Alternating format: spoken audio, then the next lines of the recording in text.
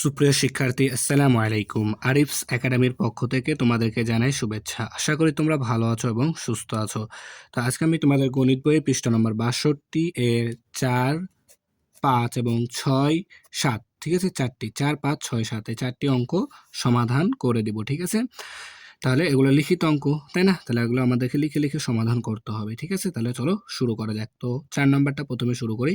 দেখো ৪ নাম্বার বলছে ৪টিতে ১ হালি হয়, ঠিক আছে। তো ৪টিতে ১ হালি হয়, তাহলে ৫ হালিতে কতগুলো হবে, ঠিক আছে। ৫ হালিতে কতগুলো হবে। তো দেখো আমাদের প্রশ্নে বলা আছে ১ হালি সমান ৪টি, অর্থাৎ ৪টিতে ১ হালি হয়, তাই না? তাহলে আমরা লিখতে পারি যে ১ হালি ১ হালি সমান সমান ৪টি। এখন প্রশ্ন বলছে ৫ হালিতে কতগুলো হবে, তাহলে লিখবো কি, অতএব ৫ হালি সমান সমান ৪ গুণন ৫। ১ হালি সমান ৪টি হলে ৫ হালি সমান আরো বেশি হবে, তাহলে কি করতে হবে, গুণ করতে হবে, তাই না? তাহলে ৫ ৪ গুণ ৫টি সমান সমান, দেখো তাহলে যদি আমরা এখন ৪-এর ঘরের নামতা ৫ বার পড়ি তাও হবে, অথবা ৫-এর ঘরের নামতা ৪ বার পড়লেও হবে। তাহলে ৫-এর ঘরের নামতাটা পড়ি, দেখো ৪ বার, ৫ একে ৫, ৫ দুগুণ ১০, ৩ ৫ 15, ৪ ৫ ২০, তাহলে ২০ বা ২০টি। তাহলে ৫ হালি সমান কয়টি, ২০টি। লিখে দেবা উত্তর ২০টি, ঠিক আছে। এরপর চলো ৫ নাম্বারটা সমাধান করি। নাম্বার বলছে যদি এক গুচ্ছে ৬টি ফুল থাকে, ঠিক আছে, একটি গুচ্ছে ৬টি ফুল থাকে, তবে এরকম ৮টি গুচ্ছে কয়টি ফুল থাকবে, ঠিক আছে। তাহলে এক গুচ্ছে ফুল আছে কয়টি, ৬টি, তাহলে এরূপ ৮টি গুচ্ছে কয়টি ফুল থাকবে সেটা এখন আমরা সমাধান করব। নাম্বার কি, যে বললো এক গুচ্ছে ৬টি ফুল থাকে, না, তাই না? তাহলে এক গুচ্ছে, তাহলে আমরা লিখবো যে এক গুচ্ছে ফুল থাকে, এক গুচ্ছে ফুল থাকে ৬টি, তাই না, ৬টি। তাহলে এখন আমাদের প্রশ্ন বলেছে ৮টি গুচ্ছে তাহলে কয়টি ফুল থাকবে, তাই না? তাহলে আমরা লিখবো অতএব ৮ গুচ্ছে ফুল থাকে সমান সমান ৬ গুণন ৮টি, ঠিক আছে। তাহলে এখন ৬-এর ঘরের নামতা ৮ বার পড়ো, অথবা ৮-এর ঘরের নামতা ৬ বার পড়ো, ঠিক আছে।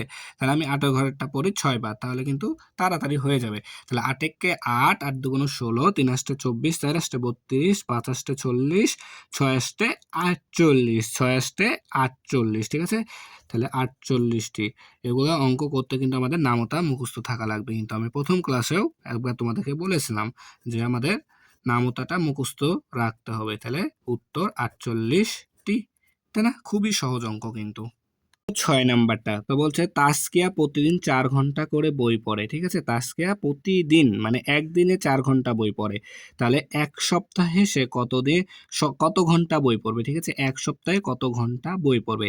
তো দেখো প্রতিদিন অর্থাৎ একদিনে পড়ে ৪ ঘন্টা, ঠিক আছে। তাহলে এক সপ্তাহ, তাহলে এক সপ্তাহ সমান কয়দিন বলো তো, এক সপ্তাহ সমান ৭ দিন, কিন্তু এটা আমরা সবাই জানি, তাই না? তাহলে এক সপ্তাহ সমান ৭ দিন, তাহলে একদিনে পড়ে ৪ ঘন্টা, তাহলে ৭ দিনে কত ঘন্টা পড়বে, ঠিক আছে। প্রথমে আমরা এটা সমাধান করার আগে লিখে নিব যে আমরা জানি, ঠিক আছে, আমরা জানি এক সপ্তাহ সমান সমান ৭ দিন, ঠিক আছে, এটা আমরা জানি। তাহলে একদিনে সে বই পড়ে, এখন লিখবো যে একদিনে তাসকিয়া একদিনে বই পড়ে, একদিনে বই পড়ে কত ঘন্টা, একদিনে বই পড়ে ৪ ঘন্টা, তাই না? তাহলে একদিনে বই পড়ে ৪ ঘন্টা। তাহলে এখন বলেছে এক সপ্তাহ, অর্থাৎ ৭ দিনে কয় ঘন্টা বই পড়বে, তাহলে তাসকিয়া অতএব তাসকিয়া ৭ দিনে বই পড়ে সমান সমান ৪ গুণন ৭ ঘন্টা, তাই না? তাহলে এখন ৪-এর ঘরের নামতা কতবার পড়তে হবে, ৭ বার, অথবা ৭-এর ঘরের নামতা ৪ বার।